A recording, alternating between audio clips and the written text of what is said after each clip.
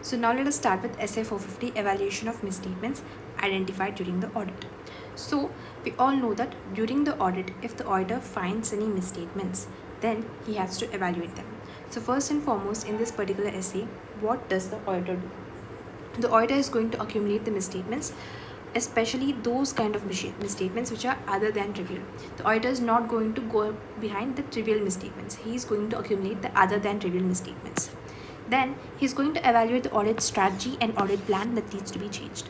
So because of the misstatement, is there any reason to change the audit strategy or audit plan? That is what the auditor needs to evaluate. Then he is going to communicate the misstatements to the appropriate level of management on a timely basis. So whatever misstatements that the auditor accumulates, he is going to communicate them to the appropriate level of management, because there are many levels of management. Whichever management level is appropriate, he is going to communicate the level of management on a timely basis, unless otherwise prohibited by law or regulation. Then once he has communicated to the management, he is going to request the management to correct that particular misstatement. If the management has corrected the misstatement, then the auditor will check by performing additional audit procedures.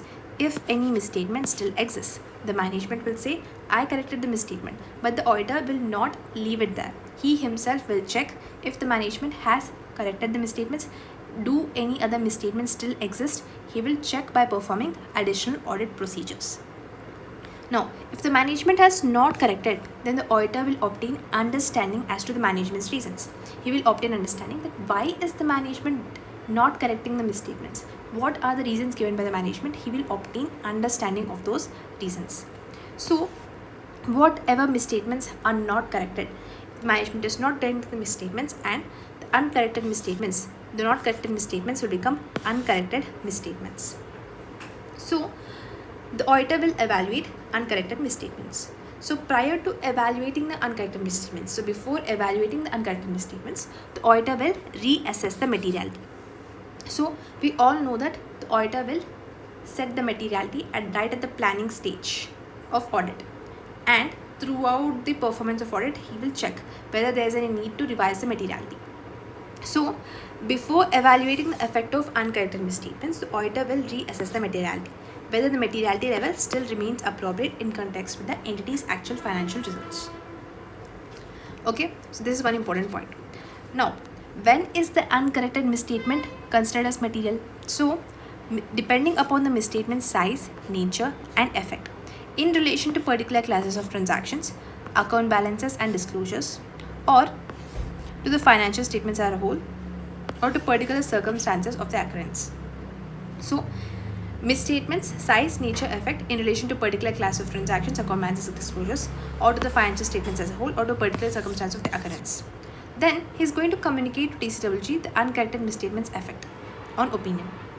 So the auditor will ultimately have to give us opinion. So basically he will see what effect is the uncorrected misstatement having on the opinion, and is going to communicate it to the TCWG. Then he is going to request the TCWG for correction, because once you've requested the management for correction, management didn't respond, so they became uncorrected misstatements. Later on, you're going to communicate to TCWG and you're going to request TCWG to correct the misstatement.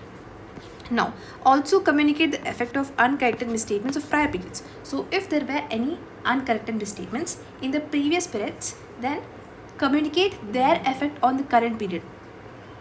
Also to the TCWG. Communicate the effect of uncorrected misstatements of prior period on this period to the TCWG. And also lastly, obtain written representation from management and TCWG that they believe the effects of uncorrected misstatements are immaterial. So they are believing that the effects of uncorrected misstatements are immaterial. That's the reason they are not correcting them.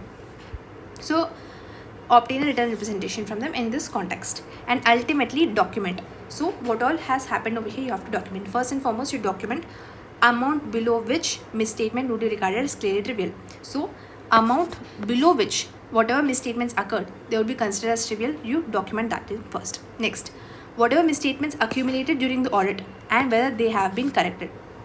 So whatever misstatements you have accumulated during the audit, whether they have been corrected or not, you document that.